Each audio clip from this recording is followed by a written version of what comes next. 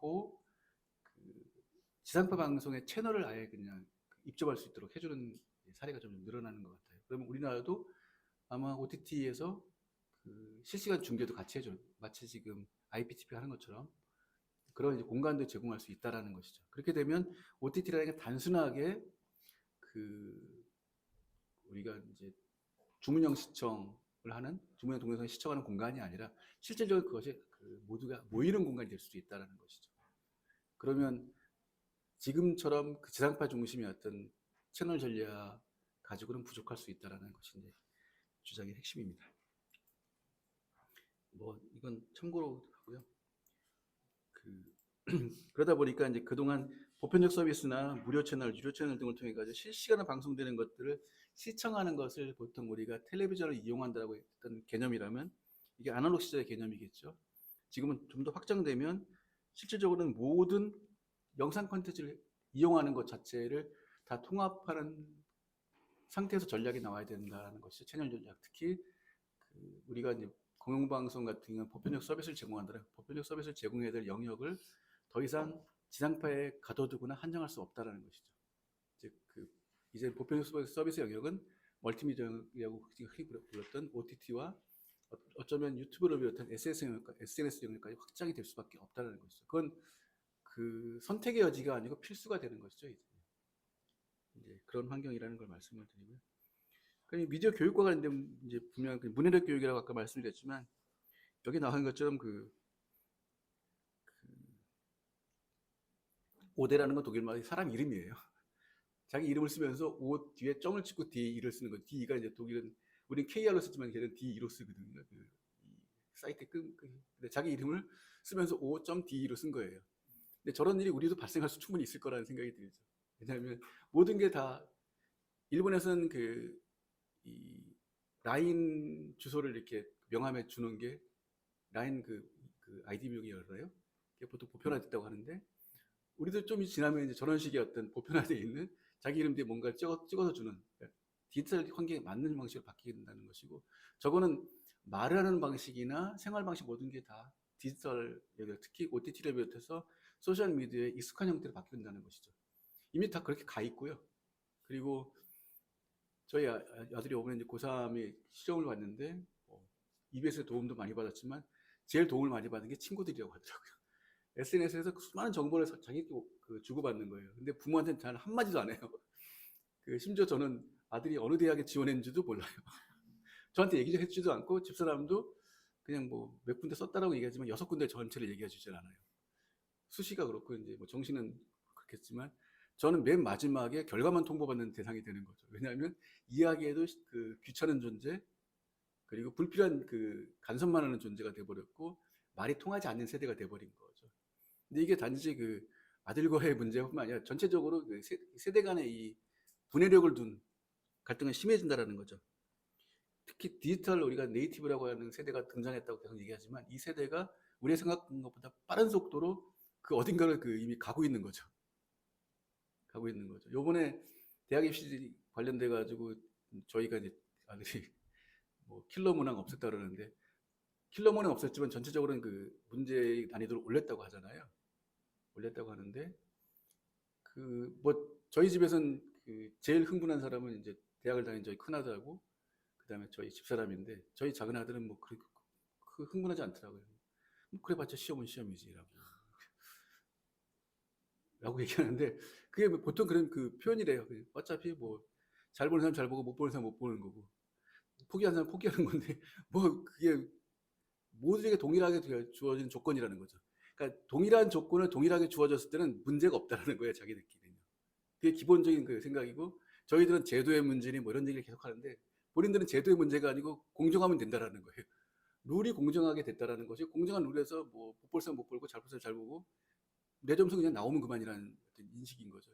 어떤 달라진 세대의 달라진 문법, 달라진 취향에 대해서 반영한 미디어 교육이 필요한데 그렇다면 미디어 환경 변화와 거기서 사용된 문법에 대한 것들이 교육 방송에 분명히 반영될 필요가 있고 물론 지금 이제 반영을 하시겠지만 또 정책에도 반영될 필요가 있다는 것이죠. 정책은 여전히 예전 가족으로부터 유리돼가지고 가족으로부터 배제된 저와 같은 사람들이 만드는 거잖아요. 근데 그 상태에서는 앞으로 가기가 힘들 거라는 얘기죠. 그러면 변화된 환경과 변화된 세대를 이해하는 곳에서 출발할 필요가 있지 않을까 하는 그런 생각을 했습니다. 뭐, 나머지는 뭐 다 아시는 내용이라 쭉 넘어가고요. 예. 구체적으로 하면 이제 그래서 공익적 서비스라고 부르는 것과 우리가 적정한 공급이 그 공영방송이 필요하다고 얘기하는데, 우리가 했던 PSB라는 건 그 공공 서비스죠. 공공 서비스 방송에서 이제 공공 서비스 미디어로 가야 된다고 하는데, 서비스 방송이라는 건 방송이라는 매체를 가지고 얘기하는 거, 그 매체를 통해서 지상파나 우리가 흔히 말했던 그 방송 주파수를 이용한 방송을 통해서 하는 서비스를 기본이었고, 그 서비스를 위해서 필요한 재원을 수신료로 충당하는, 수신료로 이제 그 기본 재원을 하는 방식이었던 거죠. 그게 오랫동안 유지되어 왔던 규칙이고 지금도 여전히 유효하고 우리도 유효한 방식이고요. 근데 이 방식도 이제 엄밀한 면에서 그 세분화되면 그 영국도 그렇고 한국도 그렇고 수신료 기기당 그 부과하는 방식이잖아요. 그 기기를 가진 사람만 부과하는 방식이고, 그게 좀 더 앞으로 가는 방식이 이제 그 한때 독일이나 다른 나라가 채택했던 것처럼 어차피 수신하는 기기는 이제 더 이상 텔레비전 수상기가 아니다. 디바이스로 쓰는 사람도 있고 모바일로 하는 사람도 있다. 그러면 텔레비전 방송을 수신할 수 있는 기기를 갖고 있는 모든 사람에게 받아야 된다. 그래서 가구당이 이제 이 부담시키는 원칙으로 갔죠. 그러니까 처음이 기기당 그 텔레비전 수상기 가진 사람에 대한 그 과금에서 이제 텔레비전 신호를 수신할 수 있는 기기를 갖고 있는 사람들 모두에게, 그 다음엔 그렇게 하다 보니까 어차피 모든 가구가 내야 되니까 이제 가구세로 전환된 그 세 단계를 거쳐서 갔는데, 그게 PSB 단계에서 재원을 그 해결하는 방식이었던 거죠. 근데 그러면 PSB를 위해서 그 방송을 해서 그 모은 재원은 방송만 써야 된다는 게 이제 기본적인 원칙이었고, 그런 판례들이 계속 이제 유럽에서 많이 나왔었는데, 근데 이미 환경은 그 M으로 간 거죠. 그러니까 모든 미디어 영역을 할 수 있는 플랫폼을 다 이용할 수 있는 환경이 됐는데, 꼭 그 지상파 혹은 주파수에 가둬둘 필요가 있느냐, 그러면 이쪽에 진출하는 건 금지시켜야 되냐는 것들을 이야기했을 때 안 된다고 했었던 거거든요, 처음에는. 왜냐하면 그러면 그 새로운 형성된 시장에서 그 경쟁하는 사업자들이 성장할 수 있는 기회를 그 놓치게 된다, 불공정한 그 경쟁 환경이 조성된다는 게 그 가장 큰 이유였는데, 이게 나중엔 그렇게 되지 않았던 거죠. 왜냐하면 너무 빠른 속도로 성장한 거죠. 그 이쪽에 영역에 있는 그 사업자들이 오히려 뒤처지는, 한국이 대표적이죠, 사실은. 이제 지상파하고 광고도 안 들어와, 수신료도 이제 떨어져, 먹고 살 일이 막막해지는데 돈을 벌 수 있는 공간에 이제 이미 건너가 버린 거죠, 다른 플랫폼 영역으로. 근데 이미 그 플랫폼 영역에서는 다른 사업자들이 그 자리를 잡고 있는 것이고요. 그러면 예전과 같이 기초 공급의 혹은 적정 공급의 영역이 주파수에만 한정되었다라고 주장한 것들이 더 이상 유효하지 않다라는 것이고요. 그러면 주파수를 넘어서 방송을 수신할 수 있는 그 어떤 플랫폼이든 모든 걸 이용해서 어찌되었든 필요한 컨텐츠를 혹은 정보를 적정하게 공급하는 게 공영방송의 역할이라고 하면, 그 공영방송은 더 이상 방송이라 부르기 어렵다는 것에서 나온 게 PSM이라는 개념이겠죠. 그 다음에 더 이제 보편 서비스 나가는 부분은 나중이겠는데, 우리는 지금 PSB 단계에 있는 것이고요. PSM으로 넘어가기조차도 아직 버거운 형태. 가장 그 기본이 되는 게 지금 재원 문제인 거죠. 재원이 모든 걸 좌우한다는 걸 이번에 절실히 보여준 거죠. 아무리 그 거버넌스를 바꾸든 뭘 하든 아무 상관없는 거죠. 그냥 물이 흐르지 않으면 마르는 거죠.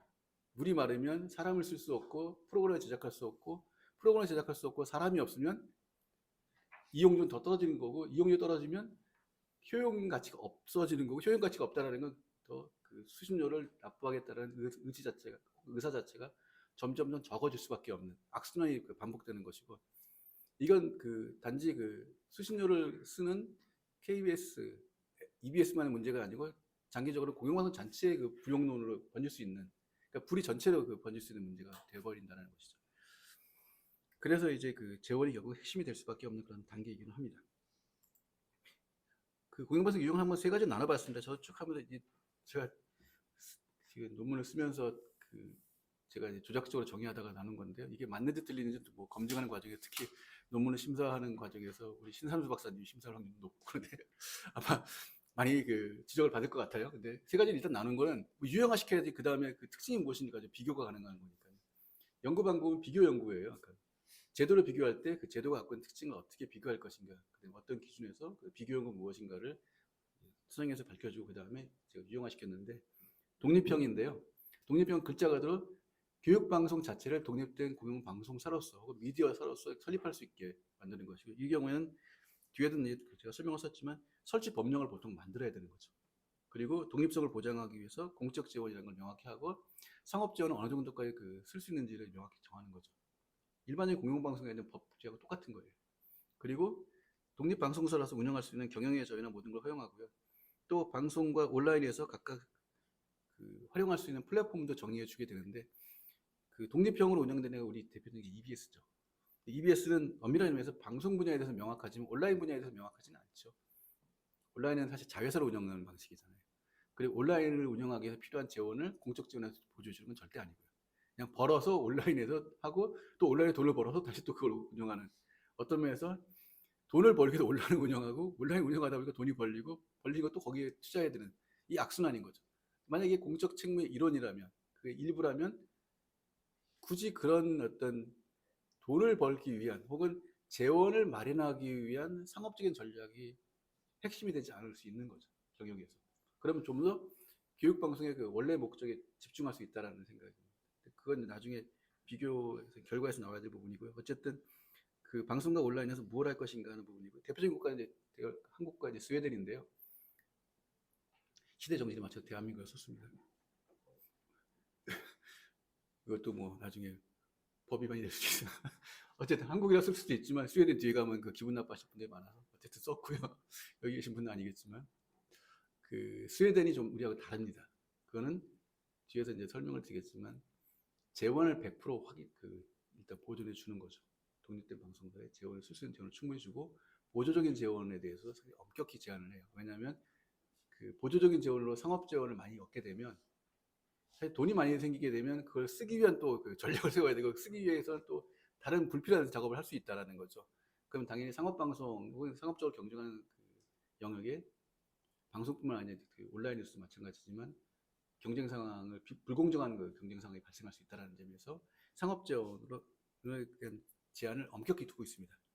부속형은 공영방송의 그 부속 채널인 거예요. 이게 이제 독일이나 영국이나 일본 등이 대부분 다 이렇게 돼 있는 것 같더라고요. 일본은 이제 NHK가 ETV라는 걸 운영하고, 영국은 그 CBBC하고 CBBC, 그다음 독일은 그 알파라는 걸 운영하는데, 이게 그냥 독립된 채널이에요. 채널인데 방송사가 운영하는 채널 중에 하나이기 때문에 방송사 경영, 그다음에 그 방송사의 그 효율성이나 재원의 안정성 차원에서 필요한 조치가 있을 때마다 흔들리는 거죠, 전체 계획이.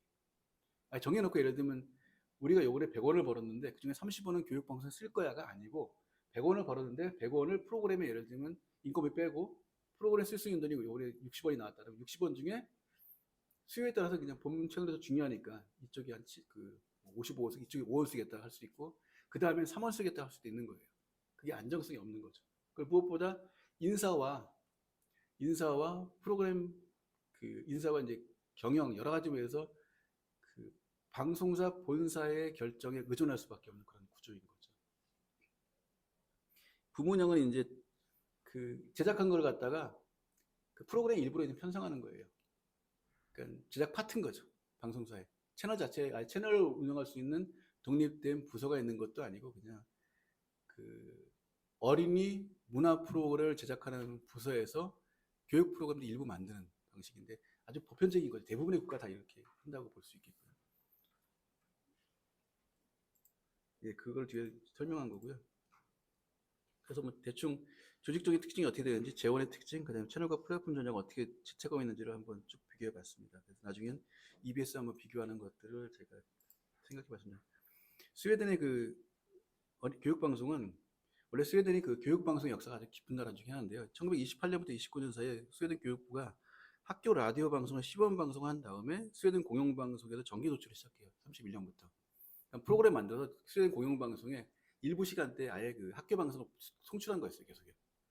1930년도부터 시작됐고, 61년에는 이제 그 텔레비전, 그러니까 여기서 30년 그 공영방송이나 라디오예요, 라디오. 당연히 라디오겠죠. 텔레비전 1961년에 이제 시작이 됐고요. 그게 쭉 하다가 그 별도의 방송국 설립이 필요하다라는 이제 논의가 있어서 1974년에 스웨덴 공영방송이 4개 자회사로 분할되는데, 이 자회사로 분할됐던 게 나중에 94년에는 독립법인이 됩니다. 독립법인이 되고, 그 1985년까지는 우리하고 비슷한 그 발전 과정인데요. 스웨덴 교육방송의 운영은 교육부의 일반 조세로 운영했었어요. 예전에 우리가 초창기에 교육부가 교육 그 비로 운영했던 거죠. 근데 그 일반 조세로 운영할 경우에는 정부 예산 편성에 영향을 받을 수밖에 없어요. 정부가 아무래도 뭐 특히 이제 코로나 시기처럼 어떤 위기 상황이 오면 긴급하게 그 정부에서 투입할 거에 먼저 투입하게 되고, 나머지는 당연히 저걸 줄일 수밖에 없는 거죠. 그러면 안정적인 방송을 운영할 수 없다는 거죠. 그래서 독립적인 재원으로 운영되는 특수목적 그 기금으로 운영되는 TV 수신료에서 교육방송을 받아야 된다는 이제 결정이 85년에 나오고, 그 94년에 이제 SVT의 자회사에서 UR이라는 독립된 방송이 설립이 됩니다. 독립된 채널이 지금은 없습니다. 한때 있긴 있었는데, 이게 이제 독립된 채널이라는 게 효율성이 없다. 왜냐하면 24시간 교육방송을 튼다 하더라도 기본적으로 학생들이 그 학교에 가는 시간 동안 교육방송 안 본다는 거예요. 그러면 그 시간 동안에도 그 트는 것 자체는 그럼 왜 해야 되냐. 얘들이 그 스웨덴의 기본적인 그 교육방송 UR의 특징은 초창기에는 글자 그대로 학교 교육방송이에요. 학교 교육을 보완하기 위한 교육방송이었기 때문에 그 빈 시간 동안 그 주파수가 남는 거 활용하지 못하는 건 그 불용자원이라 본 거죠. 그래서 그러면 차제에 그 스웨덴의 그 라디오 방송과 텔레비전이 운영하는 채널에 일부 시간대 고정 편성을 해라 해가지고, 우리가 이제 초창기에 그 교육 방송에 편성된 거와 유사하게 지금도 그렇게 편성하고 있고요. 근데 그러다 보니까 이제 이후에 이제 그 스웨덴 공영방송도 우리처럼 EBS처럼 교양방송도 만들고 지식 채널처럼 이제 수많은 좋은 프로그램을 만들다 보니까 그걸 틀 수 있는 공간이 적어지는 거죠. 왜냐하면 그 스웨덴 공영방송 입장에서도 우리 프로그램이 있는데 굳이 그 UR이 만든 걸 갖다 틀 이유는 없거든요. 이게 우리하고 똑같아요. 우리 제작진이 더 훌륭한 제작진인데 왜 저기 조그만 방송에서 만든 그걸 굳이 틀어야 되나 하는 식의 어떤 갈등도 있어서 여러 가지 문제가 있는 거죠. 그래서 지식 채널이라는 채널을 만들었습니다. 2004년에 그 SVT라는 이제 스웨디시 라디오라는 것과 같이 그 지식 채널을 신설해가지고 여기서 50대 50으로 그 비용도 부담하고 편성도 부담하고 조직도 그 각각 50% 이제 운영을 해요. 지금도 이제 그 하고 있습니다. 그 얘기고요. 여기는 이제 제도가 어떻게 되냐면 방송 면허를 그 받아야 되는데 우리하고 비슷해요. 재승인 과정하고 유사한데 면허장을 갖다가 5년에 한 번씩, 옛날에 원래 10년에 한 번씩 줬습니다. 스웨덴은 10년에 한 번씩 공영방송에 면허장을 줬는데 지금 5년으로 이제 주기를 그 줄였어요. 이유가 뭐냐면 10년씩 줄 때는 미디어 환경 변화가 크게 없었기 때문에 10년씩 준 거고, 이게 10년간 주게 되면 장점은 안정적으로 그 공영방송이 뭔가 할 수 있는 이제 여력이 있다라는 그 자율권을 준다는 측면이 있지만, 이게 또 반대로 보면 10년간 그 예산을 늘려주지 않을 수도 있어요. 그러니까 수신료나 혹은 공적 지원을 주는 것들이 10년 동안 동결할 수도 있는 거잖아요. 그 10년의 면허증 안에. 그리고 10년 동안 할 수 있는 역할을 갖다 제한할 수도 있는 거죠. 예를 들면 뭐 유튜브는 허용하는데 뭐 예를 들면 뭐 X는 안 된다라고 만약에 적었다라면 그 X를 통해서 그 컨텐츠 뭐 짧은 클립 같은 걸 보내는 건 10년 동안 금지되는 거예요. 그러다 보니까 안 돼. 이건 불효 그 효율성이 떨어진다 해서 5년을 줄인 겁니다. 5년을 줄이고 그 5년 안에 그 면허 조건을 주는데, 지금 2020년에 발부된 면허에는 총 25개의 그 면허사항이 들어가 있습니다. 거기는 이제 우리가 일반적으로 아는 면허사항이 다 들어가 있는 거예요. 방송은 이래야 된다, 뭐 한다는 것들이 다 들어가고요. 또 그 프로그램이 해야 될 역할, 우리가 일반적으로 알 수 있는 역할들 다 들어갑니다. 그리고 이제 가장 핵심적인 것 중에 하나가 그 교육방송의 프로그램은 그 지상파 채널과 지식 채널뿐만 아니라 더하기 온라인 플랫폼에서 반드시 제공돼야 된다는 거예요. 그 의무사항이에요. 그러니까 온라인 플랫폼에서 반드시 제공해야 되고, 또 아카이브 형태로 그 미디어텍이라고 보통 이제 유럽 애들이 얘기하는데 우리가 하는 이제 공영방송 OTT죠. 이걸 통해서 반드시 제공을 해야 돼요. 그리고 UR이 제공하는 건 그 SVT가 제공하는 것과 다르게 스웨덴 공영방송이 제공하는 것과 다르게 교육방송이 제공하는 건, 제작하는 건 반드시 그 IP를 확보해가지고 5년간 탑재를 해야 돼요. 왜냐하면 교육이기 때문에. 그 교육 콘텐츠는 IP를 확보해가지고 탑재한다는 원칙이에요. 그래야 5년 동안 안정적으로 교육에 활용할 수 있는 거잖아요. 이게 뭐 저작권 때문에 갑자기 뭐 한 달 후에 빼버리면 어떤 그 학교에서는 그걸 활용해서 수업을 한 데가 있고 하지 않은 데가 발생할 수 있거든요. 우리 EBS도 마찬가지거든요. 이걸 만약에 요번에도 이제 수능과 많이 연계돼서 나왔다고 하는데 수능 연계된 그 프로그램 관련돼 가지고 컨텐츠를 만들었는데 저작권 때문에 1개월에 내려버리면 그걸 이용해서 한 학교가 있을 거 이용하지 못한 학교가 발생할 수 있다는 얘기죠. 근데 나중에 시험 문제가 만약에 본 학교에서 유리하게 나왔다면 이제 사회적 문제가 발생할 수 있는 거잖아요.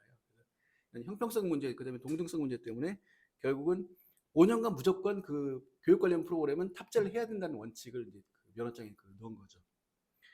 그리고 이제 그 재원은 공공 서비스, 여기 이제 수신료가 없고 그 세금을 거두니까요. 공공 서비스에 충당한다는 것이고, 그리고 예, 뭐 그런 얘기고요. 거기서 또 하나가 똑같은 걸 또 하나 썼나요? 아니죠. 밑에가 아니고. 예, 뭐 쭉 그 의무사항들은 보시면 다 이해할 수 있는 내용들이라 예, 그리고 제가 조항별로 하나씩 쭉 다 적어놨는데요. 중요한 것 중에 하나가 그 교육 방송이 제작한 프로그램은 전 국민 99.8%로 적었는데 0.2%를 뺀 이유는 도서 지역 때문에 뺀 거고요. 99.8%에게 도달할 수 있어야 돼요.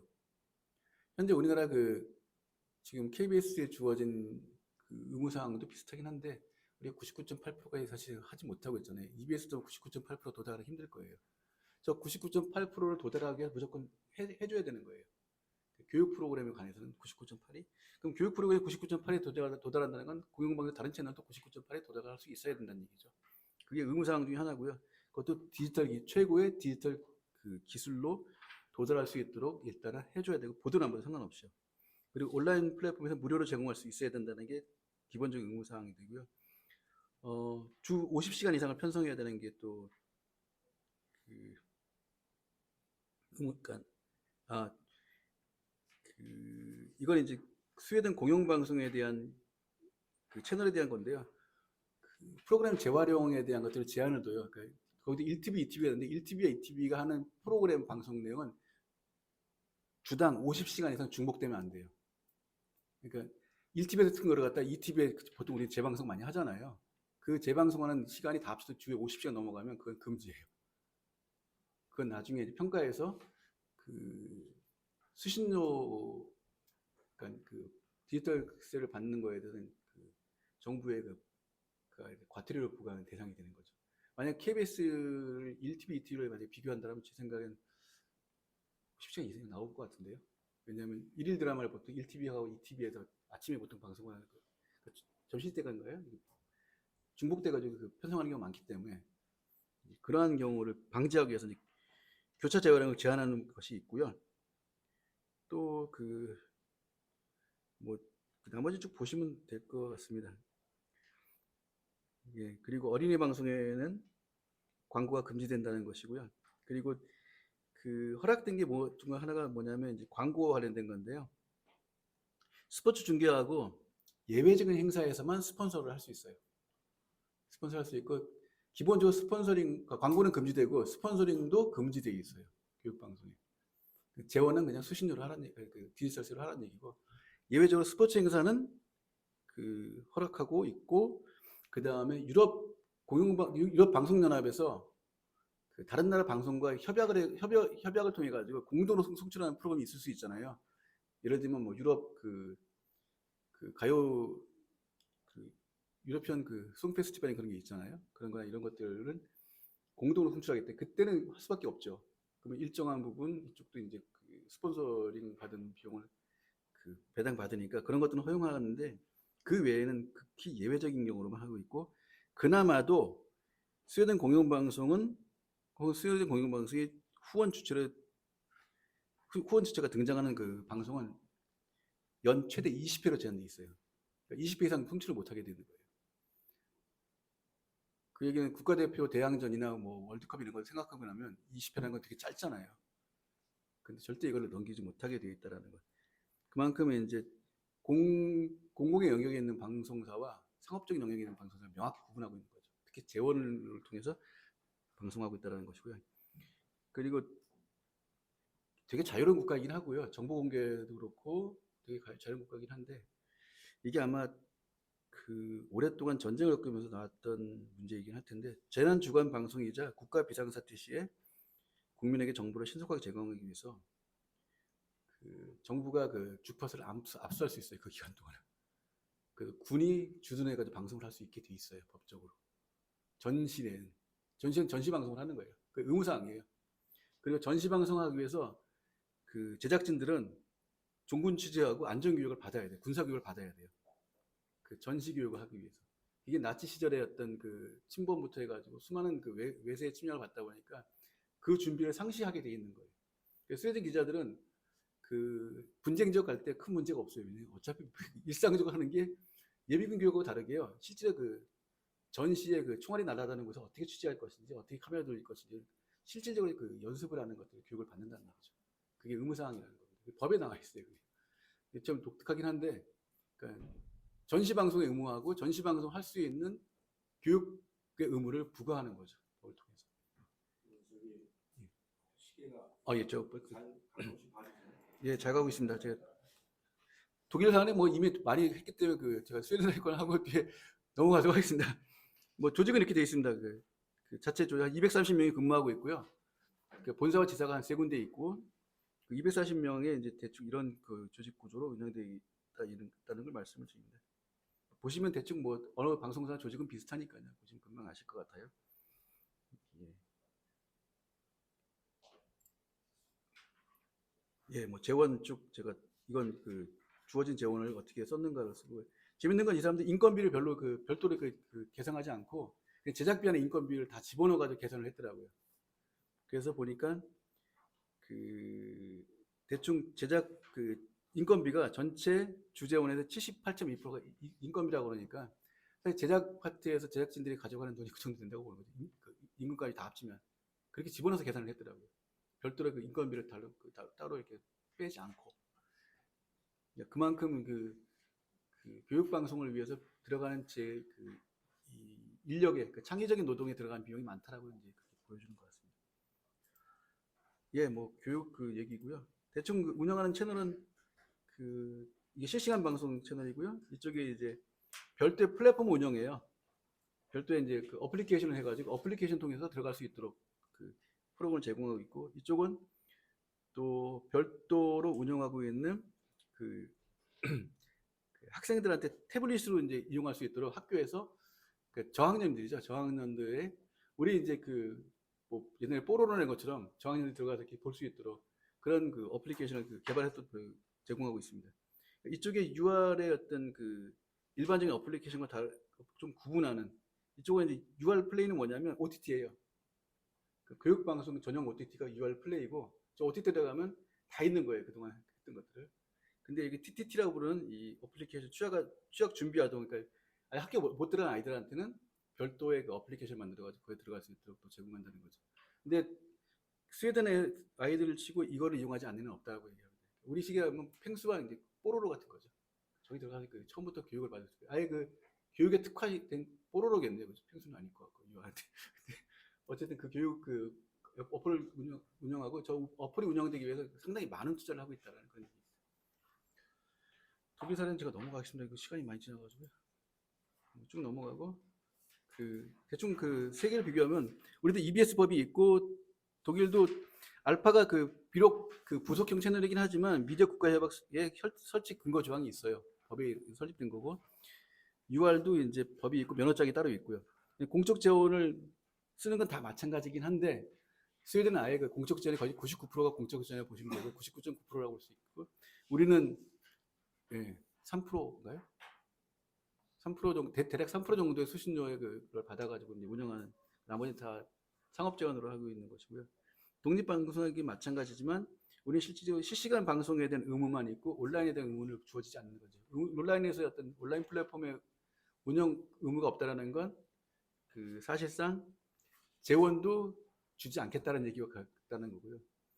스웨덴 같은 경우는 그 온라인 플랫폼의 운영을 반드시 하도록 의무화했다는 건 그 운영하기 위해 필요한 재원을 주겠다라는 거죠, 국가가.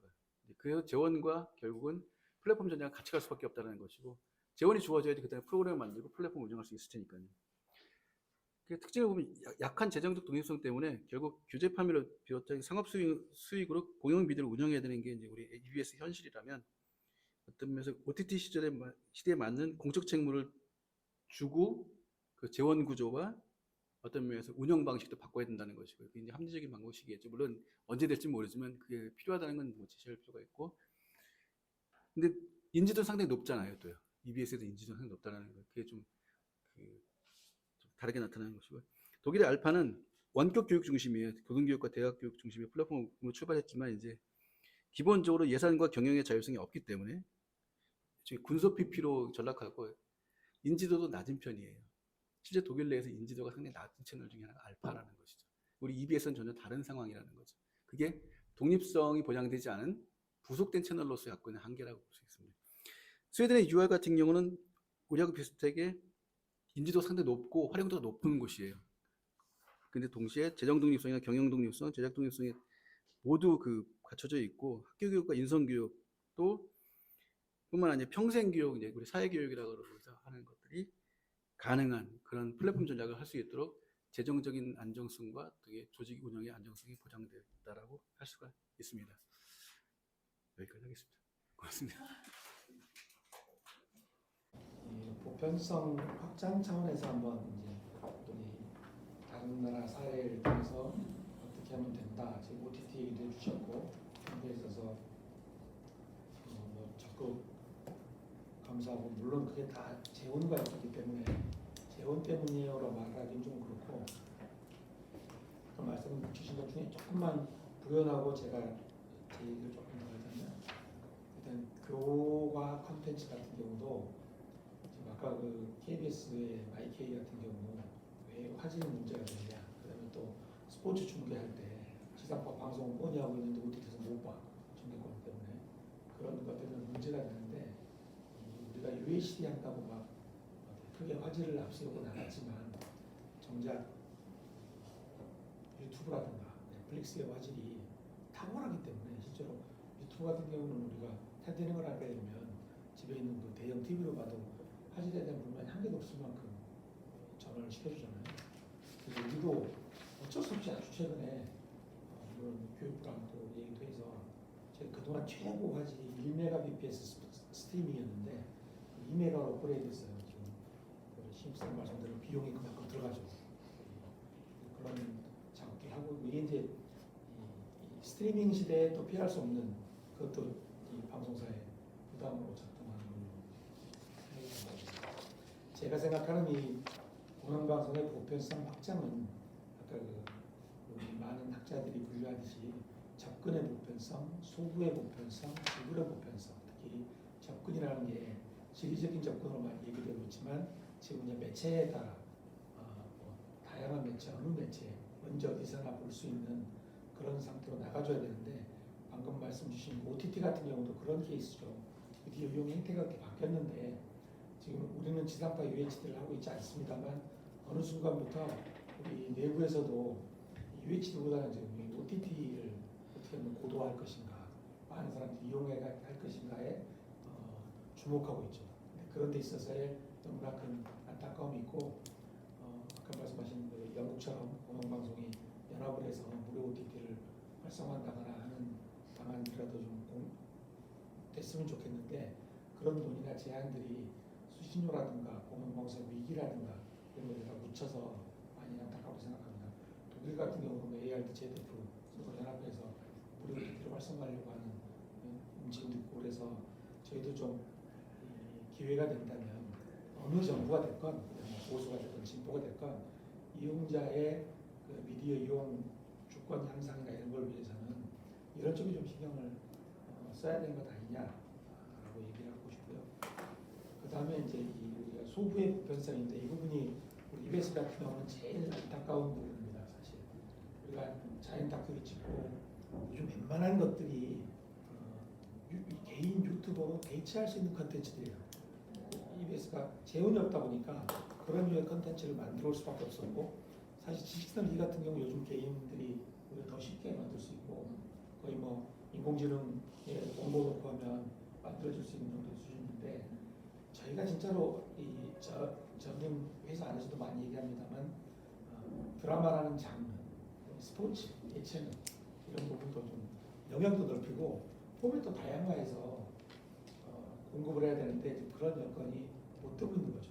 그리고 요즘은 또 인스트럭션에서 에듀케이션으로 넘어갔고 결국 이 교육 매체라는 것이 인터랙티브가 너무 기본인 세상인데 여전히 우리가 만들어서 올리고 그러면 보지 않겠냐라는 생각으로만 계속 접근할 수 있어서 그건 재원의 문제라기보다 우리 내부의 이 의식의 전환이 필요한 시점인데 그런 부분을 좀 안타깝게 생각합니다. 그래서 이전에는 인스트럭션에 집중하고 있던 것을 또 우리 임종수 교수님이 계실 때 지식채널이라는 브랜드로 해줘서 채널이 좀 많이 바뀌고 했는데 여기서 조금 이제 많이 공개가 안 되는 자리니까 그 내부적으로 다 아쉬운 점도 있어요. 이게 다큐멘터리로 활성화되고 지식채널로 좋아졌는데 그러다 보니까 그 콘텐츠를 만들려는 PD들은 많은데 평소에 하고 있는 우리가 데일리 또는 그리고 이 조직 문화 자체가 이 다큐멘터리는 거의 뭐 연간 단위 아무리 짧아도 6개월 제작 기간이 되다 보니까 이 조직 문화가 호흡이 너무 길어졌어요. 투입 대비 우리가 말하는 생산성이 안 떨어지는 거죠. 방송 시간으로 따지면 그러니까 조직이 매우 느려졌어요. 반려화되고 그런 부분이 좀 아쉬워요. 그래서 이제 저희가 뉴스 같은 것들이 좀 활성화되고 좀 호흡이 짧은 프로그램도 많이 만들어야 되고 그래야 현장과 어울리고 그런 것들이 좀 안타까움이 있죠. 그다음에 이제 그래서 이 장르, 포맷, 대상, 층에 따른 이 EBS가 참 교과 클립 하나도 아주 다양한 포맷으로 만들어야 되거든요. 수업의 동기 유발령이냐, 아니면 수업을 요약해 주는 것이냐, 또 과목에 따라서 너무 다양하고 그런 리소스도 새로 만들어야 되고 아까 IP 확보하셔야 된다는 것처럼 이 리소스를 오리지널로 확보해야 될 것들이 많은데 그런 계획을 세우기가 힘들어요. 이 국고보조금이라는 예산은 그 돈이 아무리 많이 줘도 우리가 거의 뭐 제가 봤을 때는 총독이에요, 총독. 총독부에서 돈 받아서 총독부가 시키는 일하는 것이지 정말 좋은 우수한 자원들 학교에서 이렇게 좋은 인재들 양성해서 정말 좋은 사람 공채로 들어갔는데 이 사람들한테 다 손발톱을 빼놓고 사자놀이 하라는 거죠. 그런 것들이 너무 안타까운 현실이 아니라 좋은 직장이 좀 신경 조금만 더 마중물도면 좋겠다는 생각을 하고 마지막으로 지구력 접근성이지만 물론 뭐 저희가 무료로 대부분 잘 되고 있어서 지불 문제는 큰 문제는 없습니다만 이 플랫폼에 있어서의 아까 그 접근성과 지불도 맥락이 같다고 보는데 지금 영국 같은 경우가 이 OTT 시대에도 BBC 채널은 좀 이렇게 현저하게 도드라지게 배치를 할 필요가 있어라고 의회가 행정부에 권고하듯이 그게 우리가 이제 현저성 확보해준다고 보는데 EBS 같은 경우 IPTV, 케이블 TV 우리 보면 제일 흐트러져 있어요. 종편보다도 더 이 채널 단일 채널로 인지도가 너무 되어 있지 않고 흐트러져 있고 ETV 같은 경우는 본방송은 아니지만 방송을 지금 하고 있는데도 이 IPTV에 어떤 채널이 있는지도 모르고 이런 것들이 제가 보면은 이 종편의 반의 반만 EBS에 신경을 써도 이런 식의 채널 정책은 펼쳐지지 않을 텐데라는 아쉬움이 있고 물론 그게 우리 EBS 내부의 힘의 부족이겠지만 EBS까지 그렇게 종편처럼 그런 부대에 들어가서 힘을 다지려고 하면 참 낭비죠. 본연의 역할을 충실할 수 있게 좀 아까 그 UR 모델까지는 아니지만 가드를 좀 합쳐줘서 거기서 정말 해외에 내놔도 손색 없는 그런 콘텐츠를 만들 수 있는 여건이 만들어졌으면 참 좋겠다는 생각을 굉장히 많이 하고 있습니다. 네, 그렇습니다. 지금 정년 몇년 남으셨나요? 보기보다는 많이 남지 않습니다. 많이 안 보였어요. 오래 계셔야 될 것 같아서.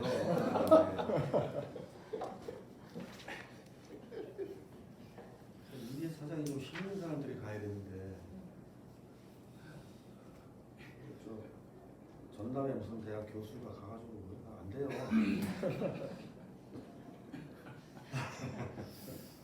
그나마 괜찮은 사정 중에 한 분이 아니 뭐 사람이 괜찮다는 뭐 이런 문제가 아니고 돈을 끌어온다는 거. 한 16년 사람이 EBS를 특히 그렇게 당민 사정을 좀 어떻게 좀 해볼 것 같아요. 이제 쌍욕방송을 만드시고 있습니다. 아니, 임종수 교수 뭐 주식 채널 관련해가지고 EBS하고 무슨 뭐 작업을 한 게 있어요? 예, 제가 EBS 있을 때 아, 그때 그 연구 과제를 제가 내부 연구 과제로 했었고, 나와서 하는 게 아니고. 예, 아, 그때 이제 돈번 건 별로 없겠네요. 예, 뭐, 알겠습니다. 네, 그럼 저 임종수 교수 좀 받아서 말씀해 주시죠. 그런가요? 제가 세 번째인 줄 알았는데, 예, EBS 진짜 오랜만에 이런 EBS 시간에 들어와 봤는데요. 한동안 좀 잊고 지냈던 생각들이 많이 떠오르고 그거 봐서 지식 생활도 떠오르고, 예, 약간 흥분되기도 하고 기대되기도 하고. 오늘 발표하신 내용의 흐름에 따라서 제가 제 생각들을 한번 얘기해 보겠습니다. 아까 이제 발표하실 때 이제 방송 기존에 이제 브로드캐스팅에서 지금 핵심은 이제 PSBS, PSM, PSU 요게 핵심이고, 결국 PSU로 간다라는 것이고, 그 PSU로 가려면 PSM이 돼야 되는 건데, EBS는 그거조차도 안 되고 있다. 어떻게 할 거냐. 요 얘기거든요. 핵심은. 요 흐름을 따라가 보면 결국은 지금은 이제 저 적혀있는 것처럼 OTT 시대인데, 넷플릭스 시대죠. OTT 시대인데, 이런 OTT 시대임에도 불구하고 예전에 매스미디어 대중매체 시대처럼 신문과 방송이 이제 지배적이던 그런 시대처럼 우리의 삶이 크게 변하지 않은 것 같아요. 그 말은 뭐냐면은 오늘 우리가 생각하는 거 실시간적으로 방송되지 않고 실시간적으로 신문을 소비하지 않음에도 불구하고 똑같이 예전처럼 매스미디어적인 어떤 그런 매체 소비와 사회적 담론이 만들어지고 여론이 만들어지고 이렇게 되고 있다는 거죠. 그런 게 이제 그럼 매체 환경은 분명히 다른데 왜 그러냐, 이제 그런 질문을 시작하면서 이제 그걸 시작하셨는데, 저는 이제 그게 전형적인 이제 한국 같은 이제 그 포털도 그렇고 한국의 이 방송과 신문과 방송이 아닌 융합 매체가 가지고 있는 어떤 한국적 포지션이라고 생각합니다. 여러 가지 뭐 기술이라든가 이런 것들 여러 가지 도입을 하고 거기 적용하고 있고 뭐 알고리즘이다 이런 것들 하고 있지만 사실은 우리의 관심이라는 게 한반도에 국한된 딱 정해진 그게 몇 가지가 있거든요. 그래서 오늘의 관심, 내일의 관심이 크게 다르지 않고 나의 관심 또 타인의 관심이 크게 다르지 않고 그래서 나타난 현상이 아닌가. 그래서 저는 이걸 비실시간적 동시성이라고 봅니다. 예전에는 동시성이 실시간적으로 그것을 소비를 하기 때문에 그게 어떤 동시성이 이제 발현됐다면, 이제는 분명히 비실시간적이긴 하지만 동시성은 대단히 강하게, 그래서 OTT 시대이지만 여전히 대중매체적인 분위기가 아주 강한 그런 시대에 살고 있다. 그럼에도 불구하고 좀 변화는 분명히 있는 것 같아요. 어떤 변화를 제가 얘기하고 싶냐면은, 사실 요즘이 아니고 꽤 오래됐는데 이제 밀고 있는 이제 키워드가 복잡계 미디어인데 좀 어려운 거죠. 지금 이 시대의 이 미디어는 복잡계적인 어떤 속성을 가지고 있어요. 예를 들어서 여기는 교육 또는 지식이라는 영역이 있고, 또는 취미라는 영역이 있고, 생산 영역, 종교, 가족 뭐 되게 많죠. 또는 안전이라는 영역도 있고, 오락이라는 영역도 있고, 각각의 영역들이 하나의 속성이 있는 거예요. 그 속성들이 그 속성을 발현하는 어떤 개체가 이때 말하는 개체라는 것은 예컨대 EBS로 치면 EBS 지상파라든가 EBS 뭐 플러스 여러 가지 있잖아요. 이런 것들이 일종의 대한민국에서 교육이라는 어떤 속성들을 발현하는 거거든요. 그런 식으로 그런 하나의 전체 대한민국의 네트워크가 있고, 그 네트워크 안에 그렇게 EBS는 그런 속성을 발현하는 개체.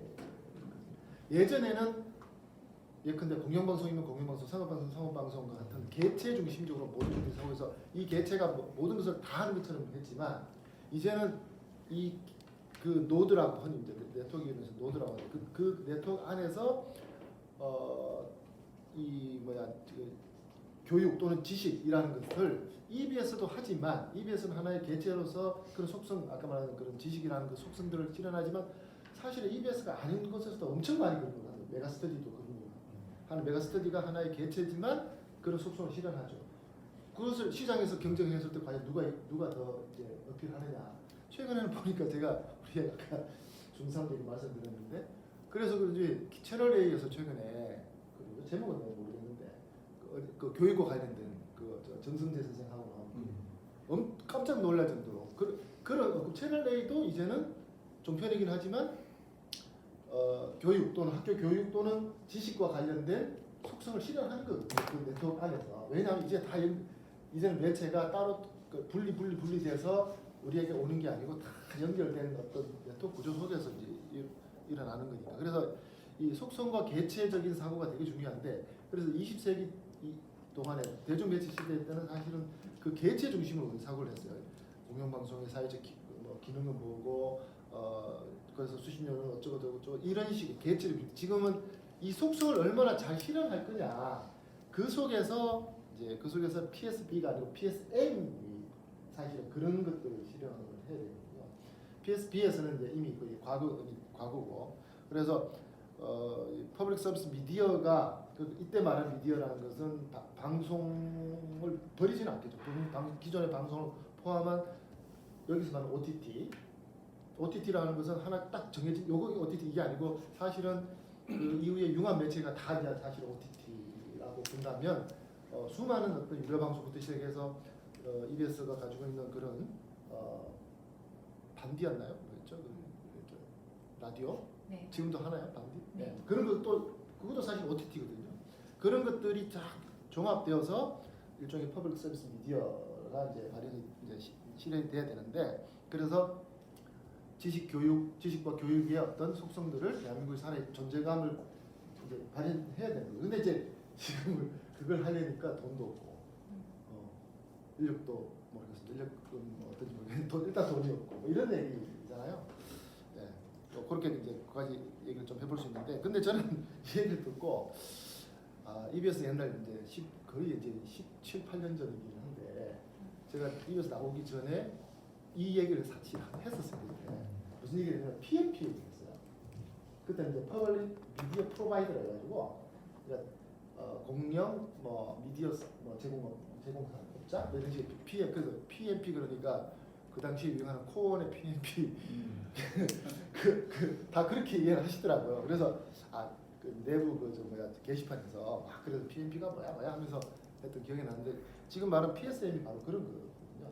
그래서 그런 코어의 PMP가 아니고 퍼블릭 서비스 미디어로서 또는 퍼블릭 미디어 프로바이더로서 이제 그 PSM을 하고 그 다음에 그런 것들이 이제 실현되었을 때 PSU가 가는데 근데 오늘 발표 자료를 보면 여기 보면 14페이지에 수행 방식에서 시민이 공공 미디어 서비스 플랫폼을 통해서 박물관, 공연, 미술관, 전시장, 역사, 유저, 공공 데이터 이런 것들을 해가지고 관련된 콘텐츠를 이제 해서 만들어 제공하는 이거거든요. 근데 사실은 이게 PSM이고 이런 서비스 예를 들어서 이제 EBS로 보면 지식 또는 교육과 관련된 거기 때문에 그런 퍼블릭 서비스 기존의 방송에서는 담지 못하는 근데 이제 예를 들어서 뭐 사진이나 텍스트는 종이로 된 교재 있잖아요. 그 교재가 아니라 이런 OTT 서비스를 통해서 그런 서비스가 쉽게 말해서 비동영상 계열의 여러 가지 사진, 텍스트 뭐 이런 콘텐츠도 당연히 저는 그래서 OTT 서비스의 콘텐츠가 돼야 된다고 보고 그래서 그것이 PSM이고 그렇게 서비스함으로 인해서 하나의 아까 말씀드린 그런 강력한 어떤 퀄리티 속성이죠. 그런 교육과 지식이라는 속성을 어떤 세계를 만들어내는 것. 궁극적인 그래서 PSU는 어떻게 보면은 PSM을 통해서 실현되는 궁극적인 세계로 보는 게 더 맞지 않을까. 그래서 현실에서 실제로 작동하고 실현하는 것은 PSU라고 사실 PSM을 통해서 실현하는 게 아닌가라는 생각이 좀 들고요. 여기서 조금 더 추가해서 말씀드리면 제가 아까 동영상 콘텐츠 이외의 것을 말씀드렸는데 최근 몇 년 전에 이제 그 TBS 과제 한번 한 적이 있는데 TBS 같은 경우는 서울시에 등록된 수많은 어떤 미술관부터 시작해가지고 이런 여기 14페이지에 있는 내용과 똑같거든요. 박물관 뭐 해가지고 거의 똑같아요. 똑같은 건데 이제 다만 TBS는 교육과 지식이라는 차원이 아니고 이제 정보 제공이 1차적이라면 만약에 이것을 EBS가 한다면은 예컨대 교과서가 있을 수 있고 보통 우리가 교육과 관련된 콘텐츠를 보면 동영상 콘텐츠가 아닌 거 빼고 본다면 교과서가 있고 참고서가 있고 예를 들어서 일정적인 논문이라든가 이런 것도 있을 수 있죠. 만약에 DBP라든가 이런 것도 협약을 통해서 뭔가 가져갈 수 있죠. 네이버가 그런 거 많이 하잖아요. 책 가져와서 그런 거. 그 다음에 문화예술 행사를 수시로 하는 브로셔라든가 그런 뭐 사진이라든가 이런 것들을 가져와서 수많은 뭐 미술 우리 각 교과목별로 충분히 그렇게 서비스할 수 있거든요. 그것이 바로 EBS의 OTT라는 거죠. 그게 반드시 동영상만 사과해서는 안 된다고. 이게 나는 그래서 거기다 플러스 EBS가 가지고 있는 동영상의 미시 콘텐츠 또 거시 콘텐츠 이런 얘기는 우리가 수없이 그동안 해왔고 지금 유튜브가 그걸 너무너무 잘하잖아요. 그런 것들을 결합시켜서 하는 그런 이제 OTT 서비스에 대한 PSM의 비전을 만들어낸다면 이게 이제 EBS가 예전에 2000년대 초반에 수능 방송이라든가 이런 정책 마케팅 한 것처럼 관료되어 있다고 하지만 이걸 정책 마케팅을 하는 거죠. 계속 될 때까지. 그래야 이 영역에 대한 아까 말씀드린 어떤 그 인디비주얼 개체가 만들어지는 거예요. 지금은 이 개체가 겨우 아까 말씀하신 것처럼 10mbps에서 20mb라는 그 정도 2mb인가요? 1mb에서 2m 그 정도밖에 안 되는 것에서 좀 더 큰 어떤 발걸음을 내딛을 수 있는 게 아닌가 그런 생각을 좀 많이 이걸 들으면서 EBS의 현실적인 문제를 포함해서 그런 생각이 좀 많이 들고요. 그리고 또 하나는 이 위기가 곧 기회인데 사실 지금 한 2-3년 벌써 됐죠. 이제 코로나19 때 학교 교육이 현장 교육이 붕괴됐을 때 EBS를 통해서 응급 교육을 많이 이제 했잖아요. 자 그러면 그때는 한번 경험하고 끝나는 거냐. 그 당시에 솔루션들을 정책적인 마케팅으로 가져가서 예컨대 그런 일이 또 안 일어나는 법은 없거든요. 그죠? 그리고 이미 또 원격 교육을 우리가 반드시 줌이라든가 이런 걸 꼭 그걸 할 필요는 없는 거예요. 우리 학교 같은 경우도 그걸 통해서 이제 지평 캠퍼스라는 온라인 캠퍼스를 실제로 만들었고 어쨌거나 국가 단위에서 이런 코로나19 대응 체계로서 EBS의 그런 교육 솔루션을 한번 했다면 그게 지금 단계에서는 유용한 사실 질문하고 싶은 건데 교육 현장뿐만 아니라 교육과 관련된 또는 지식 정보를 이제 제공하는 데 있어서 유용한 솔루션이 돼야 될 것 같은데 지금 어느 단계에 있는 건지 이런 거 좀 질문 좀 해보고 싶고요. 그리고 마지막으로 이 발표문의 마지막에 있는 시지포스 그림 세 개를 도대체 어떤 의미인지 제가 시지포스를 되게 좋아하기 때문에 한번 물어보고 싶습니다. 예, 워낙에 심영수 박사님께서는 정말 너무나 유용한 자료들을 최신 자료들을 수집해서 빽빽하게 촘촘하게 제공을 해주셔서 저도 정말 좋은 공부가 됐고요. 그런 차원에서 이제 먼저 조금 말씀드리자면 굉장히 유용한 해외 사례들을 심영석 박사님께서 늘 강조하시는 거지만 어떤 정책을 수립하거나 어떤 제도를 보완하는 과정에서 해외 사례는 늘 우리가 참고하고 우리보다 먼저 앞선 경험들, 시행착오들을 우리가 참고한다는 점에서 굉장히 유용하고요. 그런 일을 싶은 저거 아니에요? 아니죠. 그럼에도 불구하고 그런 해외 사례들은 우리나라만의 역사적인 어떤 배경들, 정치, 사회, 문화적인 맥락들을 고려해서 좀 더 정치하게 해석하고 분석하고 적용하는 과정이 반드시 필요하다. 그러니까 아까 전월진 위기 말씀하시면서 지상파 이탈, 공영경제 위기, 그리고 디지털 중심의 매체를 활용하는 환경, 많이 이용하는 환경, 그리고 OTT가 확장하는 추세. 여기에 오늘 언급은 안 하셨지만 탈진실, 확증평향, 페이크뉴스에 대한 우려 이런 것들은 정말 우리나라뿐만이 아니라 글로벌한 추세입니다. 그럼에도 불구하고 한국적인 맥락에서 봤을 때 디지털 환경에서 매체나 뉴스, 정보 이용 현황 그리고 굉장히 다양한 이슈들이 정치적인 진영 논리에 의하여 갈등이 첨예하게 되어 있는 것은 다른 국가도 이런 경향이 있겠으나 우리나라만큼 심한 곳이 있을까? 굉장히 우려스러운. 그러니까 매체 정책이나 제도를 만들 때도 이런 부분들을 고려할 수밖에 없는 상황이 아닌가 싶습니다. 그래서 몇 가지 한국적 특수성 맥락 말씀드리면 일단 2023년도 여러분들 너무나 잘 아시는 로이터 저널리즘 연구소 보고서를 보면 2023년도 늘 그랬습니다만 공영방송이 법적 제도적 어떤 기반이 약하다는 거는 우리 모두들 알고 있는 거고요. 특히나 명확하게 그동안은 경향이었는데 2023년도에 명확하게 드러난 게 공영방송 포함해서 신문이나 방송이 제공하는 웹사이트나 앱 이용률은 46개국 중에 하위 수준이었는데요. 46개국 중에 드디어 46위를 찍었습니다. 2023년도에. 그리고 대신 포털이나 뉴스 수집 서비스 이용률은 46개국 중에 1위입니다. 명확하게 여기에 일반적으로 제가 아까 펭수를 유튜브를 통해서 입문했다고 말씀드렸고 유튜브에 매우 유용한 정보들이 많지만 여전히 뉴스 정보 저널리즘 영역에서는 허위 왜곡 조작 정보의 원상이라는 비판 우려가 많은 것이 또 유튜브 채널이거든요.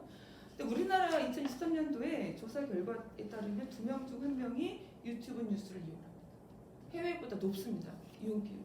그러니까 이런 부분들은 한국적인 미디어 매체 환경을 정책을 제도를 이야기할 때 좀 고려를 해야 된다라는 생각이 들고 왜 교육 공영방송을 이야기하면서 이런 말씀을 드리냐 이렇게 극심한 언론 불신 정치적 사회적 양극화 속에서 우리가 보편성을 이야기할 때 물리적인 접근이나 이런 차원에서 보편성을 넘어서 우리 사회 세대 간, 지역 간, 젠더 간 다양한 갈등을 그리고 다양한 취향을 넘어서는 보편적 가치를 누가 어떻게 만들어갈 것인가. 너무 좀 도덕책적인 이론적인 얘기일지 모르지만 인권에 대한 우리나라는 인권이든 교육이든 복지 이런 정말 정치적인 이슈가 아님에도 정치적인 논란의 쟁점이 되고 있는 사회인 거잖아요. 그런 것들을 포괄할 수 있는 보편적 가치, 인권, 감수성, 윤리적, 도덕적 규범들을 조금 긴 호흡으로 현실적으로 조금 답답한 얘기일 수도 있지만 이런 것들을 과연 누가 만들어갈 수 있을까? 저는 그게 EBS가 할 수 있는 역할이 아닌가라는 생각을 합니다. 그리고 즉 여기에서 말씀드리고 싶은 것은 보편성이라는 것을 보편적 가치라는 관점, 그리고 교육이라는 것을 학교 교육이나 성인 교육이나 이런 것들을 넘어서는 사회 문화적인 가치를 일상적으로 다양한 콘텐츠를 통해 체득해 갈 수 있는 문화적 공론장으로서의 역할을 과연 현재 한국 사회에서 누가 할 수 있을까? 전 EBS가 가능성이 가장 높다는 생각이 듭니다. 그런 관점에서 우리 심영석 박사님께서 결론 및 함의에서 중요한 제안들을 많이 해주셨는데 그 중에 2가지를 좀 저는 말씀드리고 싶어요. 공적 책무와 관련한 현재 우리나라에서 공적 책무 협약 제도가 논의되고 있습니다. 방통위 몇 년 전부터 정부 방통위 키스디 준비하고 있는데 저는 개인적으로 공적 책무 협약 제도에 대해서 좀 긍정적으로 조금 선제적으로 고민할 필요가 있지 않을까 생각합니다. 오늘 심영수 박사님께서 말씀해주신 해외 사례도 결국에는 공영방송이 어떤 책무를 해야 하는 우리 사회에서 그것을 정부나 누가 주는 것이 아니라 스스로 만들어내서 시청자, 국민과 약속을 하고 제시를 하고 거기에 대한 평가를 받고 자 그런 것들을 책무를 이행하기 위해서 어떤 거버넌스가 필요하고 얼마만큼의 재원이 필요한가 여기까지 연결되어 있는 거거든요. 여기에 어떤 평가 기준을 적용할 것인가. 한국에서 방송평가나 제어가 심사 제도를 보면 공영방송, 지상파, 민방, 종편 살짝 차이는 있지만 거의 대동소이합니다. 그런 평가 기준 속에서 EBS가 예를 들면 굉장히 좋은 화제성이나 시청률은 높지 않지만 보편적 가치를 확장해 가는 데 유용한 콘텐츠들이 참 많이 만들어지고 있더라고요. 홈페이지 들어가 보면. 근데 그런 것들이 얼마만큼 제대로 된 평가를 받고 있느냐라는 차원에서 공적 책무 협약 제도를 그런 관점에서 EBS도 좀 선제적으로 특히 방통위와 KBS에서 준비하고 있는 공적 책무 협약 제도를 보면 일단 KBS를 먼저 염두에 두고 책무를 만들어 놓고 한번 해보고 여기에 EBS는 대동소이하니 적용하겠다. 저는 이거 되게 위험한 사고라고 생각을 합니다. KBS가 잘하고 있는 것과 한국 사회에서 역할, 공적 책무가 있고 EBS가 잘할 수 있는 축적해온 내공과 잘 만들 수 있는 컨텐츠 역할들이 있거든요. 그래서 EBS는 EBS가 지금까지 해온 것들 토대로 어떤 책무를 보편적 가치가 됐든 어떤 학교 교육이 됐든 이런 것들 잘 조합해서 무엇을 할 것이다. 할 수 있는가. 좀 선제적으로 주장할 필요가 있습니다. KBS 먼저 하고 대동소이하니 그거 한번 해보고 EBS 적용하겠다. 저는 그런 어떤 현행 정책 수립 과정과 절차를 조금 깨야 되지 않을까라는 말씀을 드리고 싶습니다. 그런 차원에서 공적 책무 협약 제도에 대해서 조금 말씀을 좀 적극적으로 저 연구자들도 그렇고 학계에서도 그렇고 EBS도 좀 하시면 어떨까라는 말씀을 드리고요. 말씀을 드리고 싶고요. 하나만 더 말씀드릴게요. 보편적 가치라는 부분에서 사실은 다른 방송사의 드라마를 말씀드릴 죄송합니다.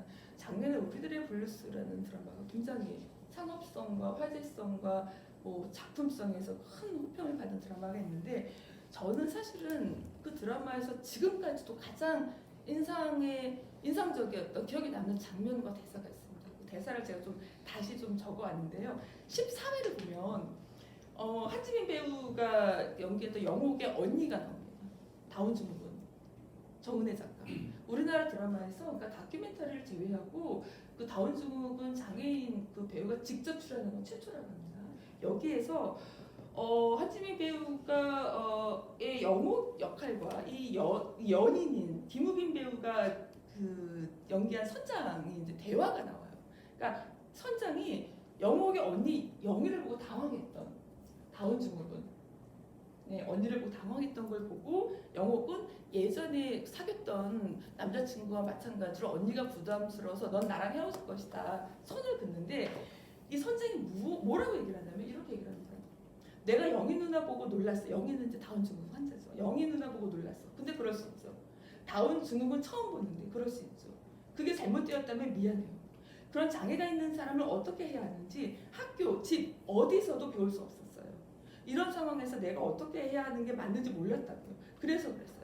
다시는 그런 일 없어요. 저는 이게 우리 한국 사회의 문화의 어떤 문화적인 차원에서 한계 굉장히 여실히 보여준다고 생각을 하고 그런 부분들을 채워주는 것이 아까 말씀드린 보편적 가치 학교 교육을 넘어서는 교육의 EBS 역할이라고 저는 생각을 합니다.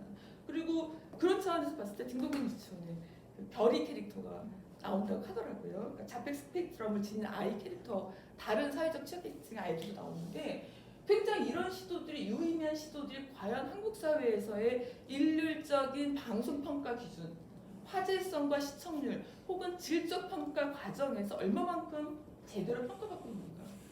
이건 우리 사회의 문제이기도 하고 정책의 문제이기도 하고 우리 언론의 문제이기도 합니다. 주목하지 않거든요. 연구자들.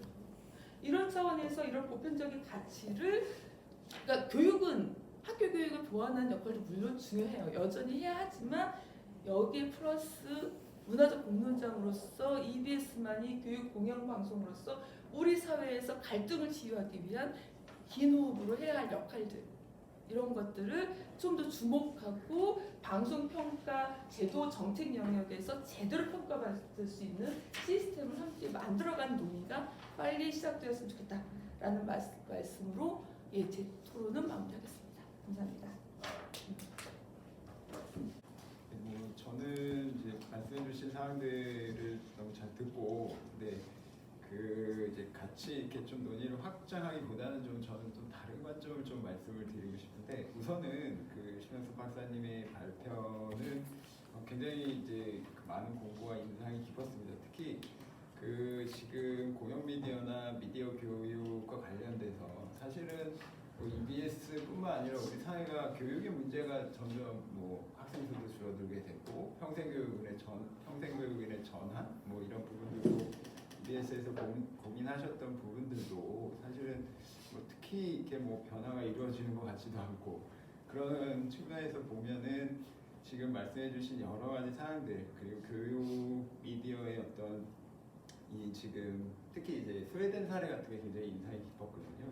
그런 부분들은 많은 시사점을 제공하는 거라고 생각을 합니다. 근데 이제 심영섭 박사님이 말씀해주신 핵심은 저는 이렇게 읽었거든요. 이렇게 결국은 지금 EBS나 공영방송 전체뿐만 아니라 EBS의 문제가 결국은 이 스웨덴 사례에서 보는 것처럼 이 뭔가 이렇게 갑자기 뭔가 혁신적인 변화가 이루어지는 것이 아니라 근본적으로 뭔가 이 지금 현재 개선해야 될 문제가 있는 것이 아니냐.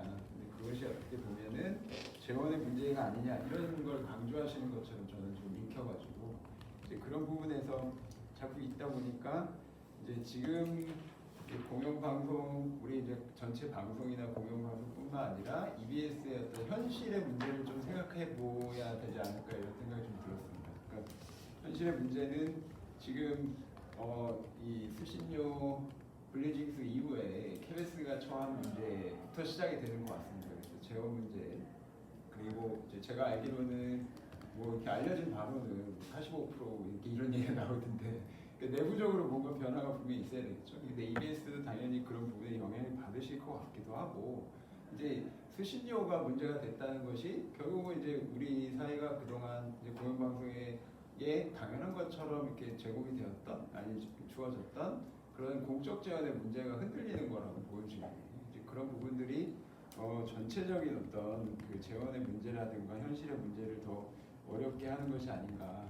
그래서 아까도 말씀하셨지만 수신료를 포함 아주 작은 비중의 수신료와 그다음에 정부 지원 보조금이 그런 재원 자체가 논의 자체가 어떻게 보면은 뭐 이 다시 시작해야 되는 상황인 것처럼 보입니다. 그게 이제 방송이 또는 EBS가 가지고 있는 현실의 문제이지 않을까.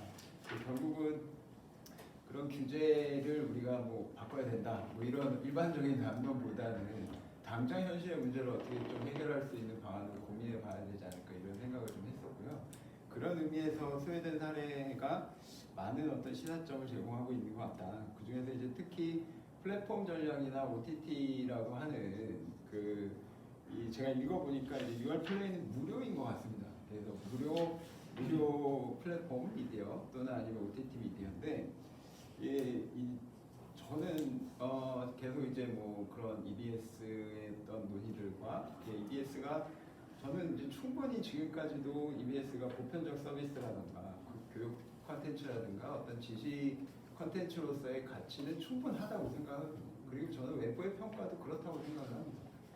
앞에서 방송평가 말씀해 주셨지만 다른 방송사하고 좀 다른 포지션에 있지 않을까 그런 생각이 들고 그런 의미에서 저희가 현실적인 어떤 해결의 문제를 하려면 그냥 차라리 교육방송이나 이런 어떤 교육 콘텐츠 계속 이제 논의의 폭이 이렇게 좀 틀을 이렇게 좀 올가매는 그런 것이 아니라 이제 EBS에 대한 어떤 인식이라던가 그런 어떤 재원 문제를 확보하기 위한 어떤 대안으로서 조금 관점이나 인식이 좀 바뀌어야 된다고 생각을 하는데 아까 말씀하셨던 UR 플레이 같은 경우 공짜 무료인데 이제 보편적 서비스면 공짜 무료로 하는 게 맞겠죠. 근데 EBS가 하는 어떤 이 OTT 미디어 같은 경우는 저는 굳이 무료로 하지 않아도 된다고 생각을 합니다. 그러니까 우리나라의 교육 현실 같은 걸 보면 EBS가 가지고 있었던 가치를 교육방송이나 공영방송이나 보편적 서비스나 지금까지의 논의의 틀에서 가둬두지 않고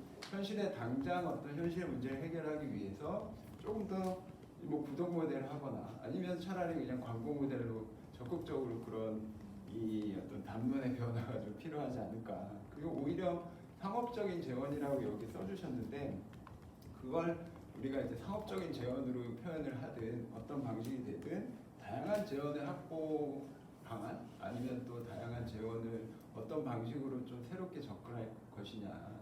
그러니까 그런 컨텐츠가 그런 재원을 추구한다고 해서 컨텐츠의 품질이 낮아질 거라고 생각하지 않거든요. 교육방송이.